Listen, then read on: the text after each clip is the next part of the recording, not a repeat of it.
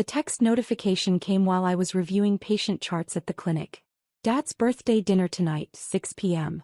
Please try to make it this time, Mom.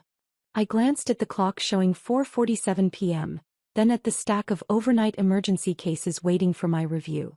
3 surgeries scheduled for tomorrow morning, 2 research reports due to the university, and a conference call with the pharmaceutical company about our latest trial results. But it was Dad's 72nd birthday.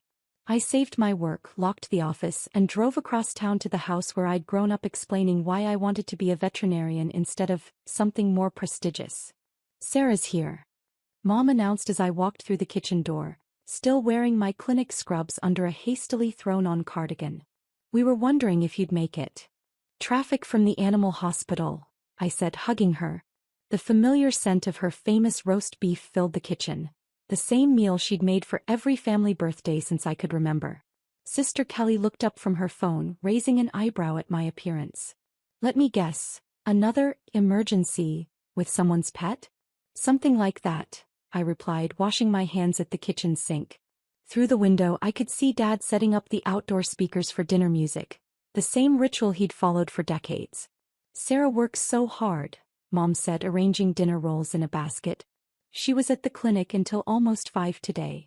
Well, someone has to take care of the puppies and kittens, Kelly said with a knowing smile. Though I still don't understand why you didn't go to medical school like we talked about. Human patients, real prestige, actual money. I dried my hands with the dish towel, the same faded blue one Mom had used throughout my childhood. Veterinary medicine suits me. Brother Marcus appeared in the kitchen doorway, loosening his tie from his banking job. The animal doctor is here. Did you save any lives today, sis? A few, I said simply. Mark just closed another major commercial loan, Kelly announced proudly. 7 figures this time. That's wonderful, I said and meant it. Marcus had worked hard to build his career in commercial banking, and his success made the whole family proud. Real money, real impact, Dad added, joining us in the kitchen. Not that your work isn't important, sweetheart, he quickly added, patting my shoulder. But you know what I mean. I did know what he meant. For 15 years since I'd graduated from veterinary school, family gatherings had included gentle suggestions that I consider transitioning to human medicine. They meant well, but they saw my career through the lens of their own understanding: dogs and cats, routine checkups, the occasional emergency that interrupted family dinners. Let's eat before everything gets cold, Mom suggested, and we moved to the dining room where she'd set the table with her good china, the same pattern she'd used for special occasions throughout my childhood. Dinner conversation flowed through its familiar patterns. Marcus discussed interest rates and market trends. Kelly shared updates about her marketing firm's latest campaigns.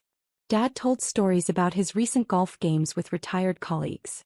Mom asked everyone about their plans for the upcoming holidays. Sarah, how's the animal business? Uncle Bob asked, cutting into his roast beef. Still playing with puppies all day? The table chuckled warmly. It wasn't malicious. They genuinely saw my work as something pleasant but simple, like an extended version of childhood play with pets. Business is steady, I replied, taking a sip of water. We've been pretty busy lately. Sarah's clinic is always busy, Mom said supportively. She works such long hours. Well, animals get sick just like people, Aunt Linda added. Someone has to take care of them. Still, Kelly said, setting down her fork, I sometimes wonder what you could have accomplished in human medicine. All that intelligence and dedication applied to saving actual people.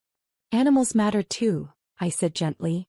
Of course they do, Dad said quickly. But you have to admit there's a difference in impact. Marcus affects entire businesses with his loans. Kelly's campaigns reach millions of consumers. You're taking care of individual pets. I nodded, understanding their perspective. From the outside, my work did appear to be about individual animals, one appointment at a time. They couldn't see the research happening in the background, the late nights analyzing data, the collaboration with human medical researchers, the pharmaceutical trials that might eventually benefit both animal and human patients. Remember when you were little? Mom asked with a nostalgic smile. You were always bringing home stray cats and injured birds. We should have known you'd end up working with animals professionally. Some things don't change, Kelly agreed. Still playing with animals instead of a real job. Everyone chuckled at the familiar joke. I just nodded and helped clear dishes, the same way I'd responded to similar comments for years. There was no point in explaining the complexity of veterinary research or the significance of cross-species medical breakthroughs.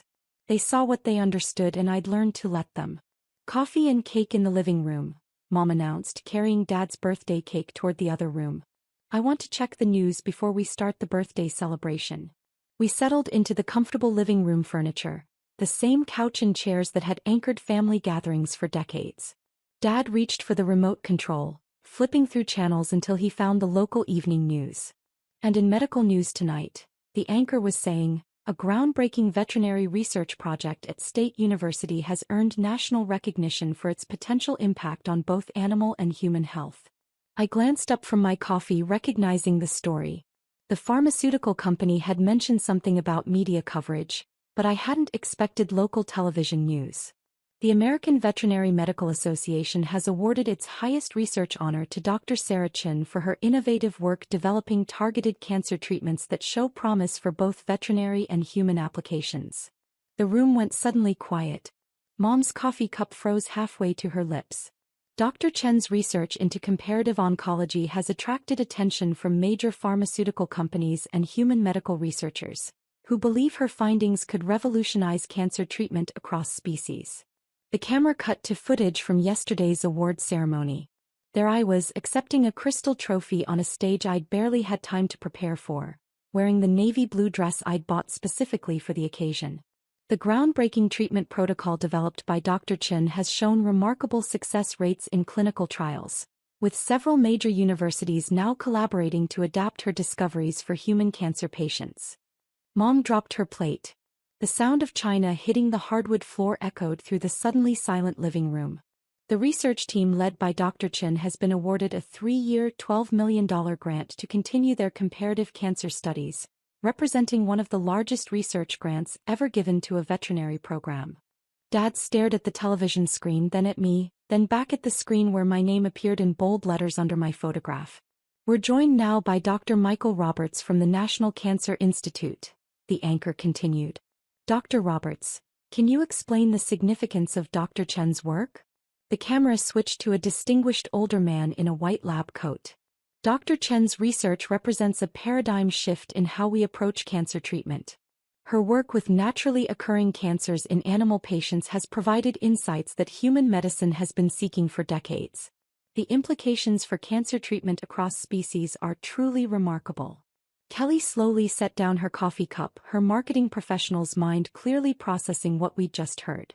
Sarah, she said quietly, $12 million? The grant will fund the next phase of research, I explained simply, the same way I'd responded to congratulations from colleagues all week. You're on television, Marcus said as if he couldn't quite believe what he was seeing. The national news picked up this story? The pharmaceutical companies are interested in the applications, I said, watching my family's faces as they processed information that completely reframed their understanding of my career. Dr. Chen's team has published findings in both veterinary and human medical journals, the news anchor continued, and her research has been cited by oncologists worldwide as a breakthrough in comparative cancer studies. Published in medical journals? Dad asked, leaning forward in his chair. Human medical journals? Cross-species research applies to both fields, I explained. Cancer behaves similarly across mammalian species, so discoveries in veterinary oncology often translate to human medicine. The news segment continued with footage of the research facility where I spent most of my days, the laboratory equipment that looked nothing like a traditional animal clinic, the sophisticated imaging technology that rivaled any human hospital. But you never mentioned any of this, Mom said, still staring at the television screen where my photograph remained displayed alongside impressive research statistics. You never asked about the research side of my work, I said gently. When people ask about veterinary medicine, they usually want to hear about the animals, not the data analysis. Data analysis? Uncle Bob repeated as if the words didn't fit with his understanding of animal care. Most of my time is spent analyzing treatment outcomes, reviewing pathology reports and developing new therapeutic protocols, I explained. The patient care is actually a small part of what I do. The grant funding will allow Dr. Chen's team to expand their research to multiple veterinary teaching hospitals, the anchor explained, with the goal of developing treatments that can benefit both animal and human cancer patients. Kelly pulled out her phone, clearly searching for more information. Sarah, there are articles about you in major medical publications. Forbes has a piece about your research. You're listed as one of the top veterinary researchers in the country. The pharmaceutical companies have been tracking the research progress, I said, accepting that my family's understanding of my career was shifting rapidly. Cancer treatment is a significant market for both animal and human applications. Why didn't you tell us about any of this? Dad asked, and I could hear genuine confusion in his voice. All these years we thought you were just treating pets. I am treating pets, I said. But cancer treatment requires understanding the disease at a molecular level. The research that helps animals also advances human medicine. Marcus shook his head slowly. $12 million in research funding. That's more than my bank approves for most commercial developments. And you've been doing this while we've been telling you to get a real job, Kelly said, and I could see her processing the irony of her marketing background compared to the medical research I'd been conducting quietly for years. Your work is helping develop cancer treatments for people? Mom asked, finally setting down her coffee cup. Actual human cancer treatments? The research crosses over, I confirmed. Naturally occurring cancers in dogs often mirror human cancers more closely than laboratory models. Successful treatments in veterinary patients can be adapted for human applications. The news segment concluded with information about the upcoming research expansion and additional collaborations with human medical centers. My photograph remained on screen as the anchor transitioned to the next story. Dad reached for the remote control and muted the television. The living room fell into contemplative silence, broken only by the distant sound of birthday party music still playing from the outdoor speakers. Sarah, he said finally, I owe you an apology. We all do. You don't owe me anything, I replied honestly. I chose not to explain the research side because people are usually more interested in the animals. But we're your family, Mom said, tears forming in her eyes. We should have understood what you were really doing all these years. You knew I was doing work that mattered to me, I said. That was enough. Kelly looked up from her phone, where she'd been reading articles about veterinary research. This says your work has potential applications for childhood cancers. You're helping develop treatments for children with cancer. Some of the protocols show promise for pediatric applications, I confirmed. Cross-species research often reveals treatment approaches that wouldn't be discovered through traditional human-only studies. All this time, Uncle Bob said slowly, we've been joking about you playing with animals and you've been developing cancer treatments. The animals are still the most rewarding part, I said truthfully. Every patient matters whether they have 4 legs or 2. Marcus stood up and walked to the window, looking out at the backyard where we'd spent countless family gatherings. I make loans for businesses, he said quietly. Important work, good money, but nothing that will change medicine. Your work supports economic development, I pointed out. That matters too. Not like this, he said, turning back toward the room. Not like developing treatments that save lives. Dad picked up the remote control and unmuted the television, flipping through channels until he found another news program. I want to see if any other stations are covering this story, he explained. We found 3 more news segments about the veterinary research grant, each one providing additional details about the scope of the work and its potential impact. Seeing my name and photograph repeatedly on television seemed to help my family understand the significance of recognition I'd been receiving within the veterinary and medical communities. The research team's work with comparative oncology has attracted international attention, one anchor explained, with universities in Canada and Europe requesting collaboration on similar studies. International collaboration? Mom asked, looking at me with new understanding. You're working with researchers around the world? Cancer research benefits from global cooperation, I explained. Sharing data and treatment protocols helps develop better therapies faster. Kelly continued reading articles on her phone, occasionally sharing details with the rest of the family. This says you've been published in 37 peer-reviewed journals over the past 5 years. 37 publications. Research requires documentation, I said simply. Publishing findings allows other researchers to build on the work.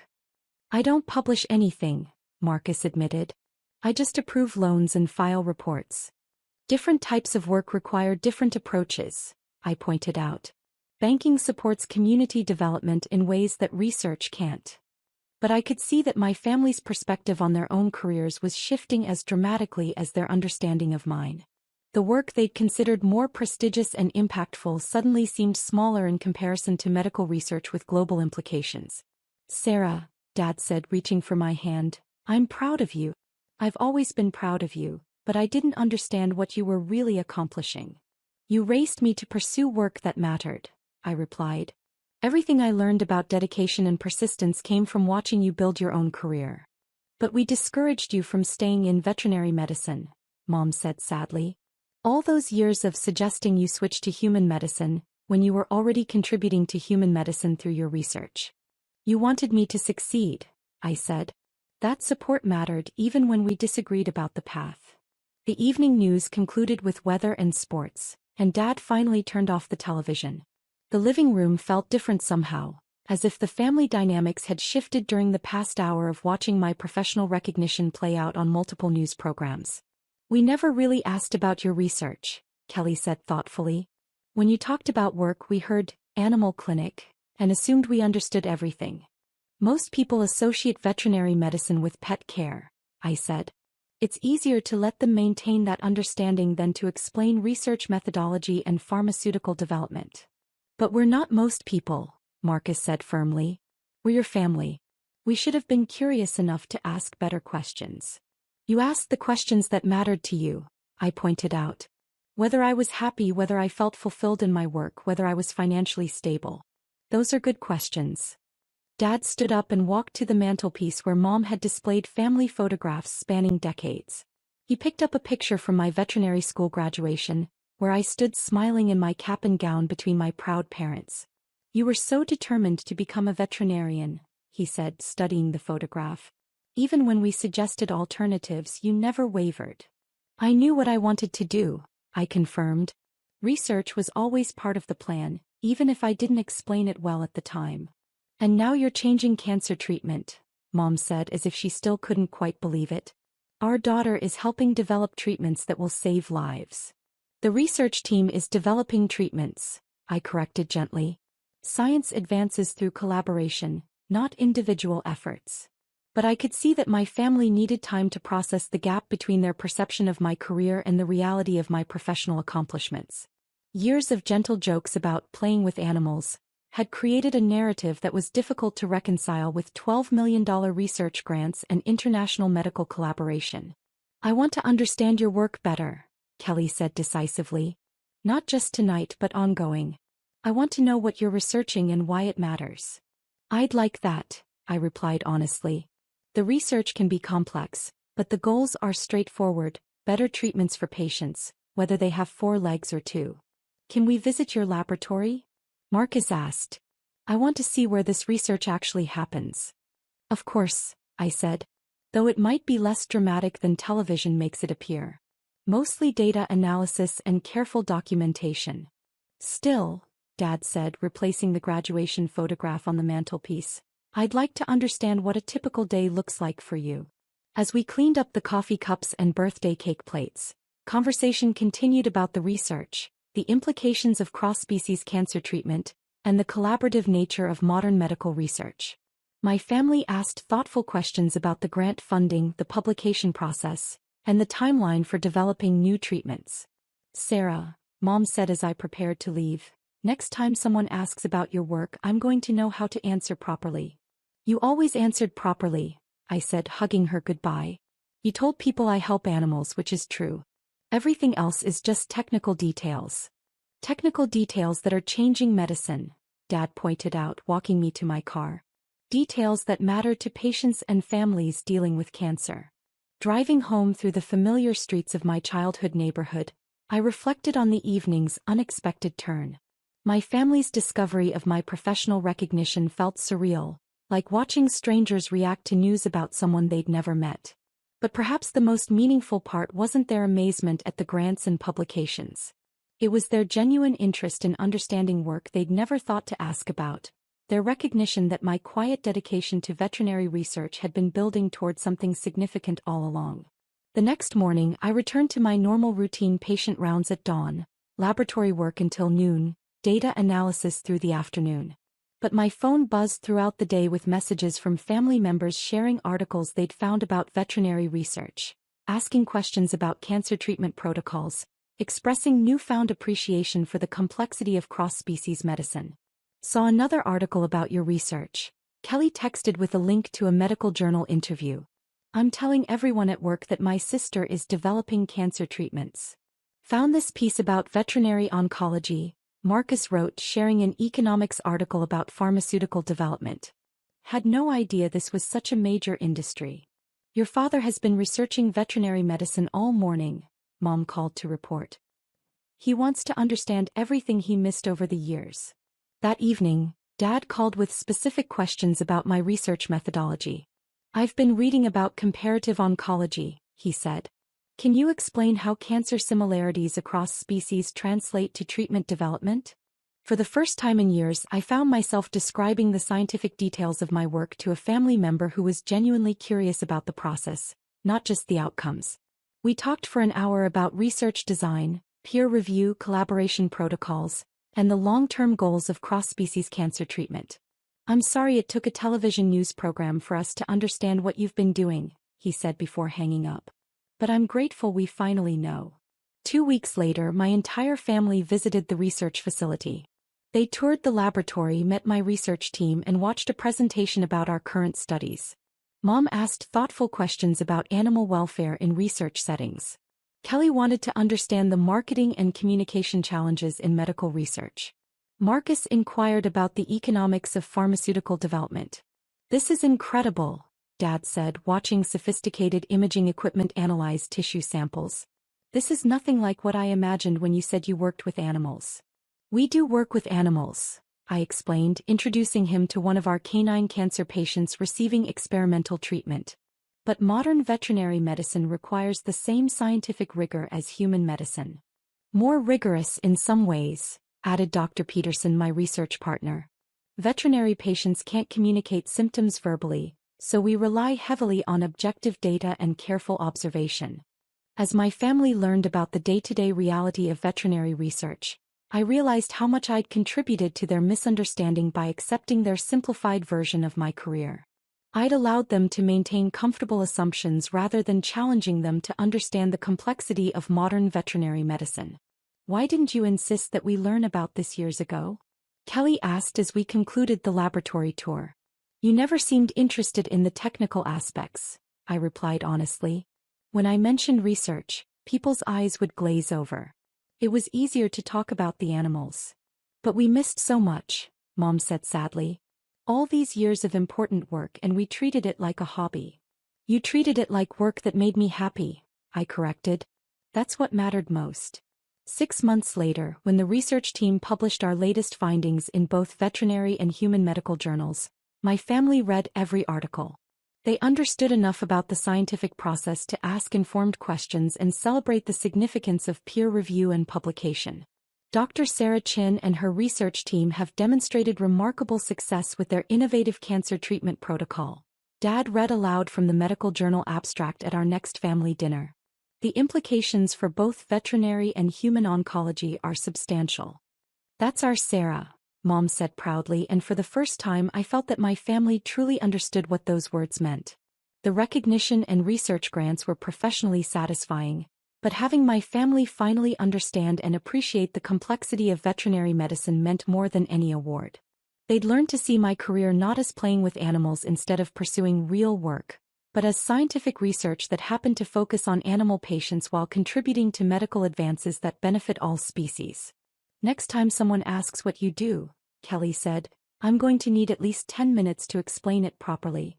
Just tell them I help animals, I suggested with a smile. Everything else is technical details. Technical details that are changing the world, Dad added firmly. And that's exactly how I plan to describe my daughter's career from now on.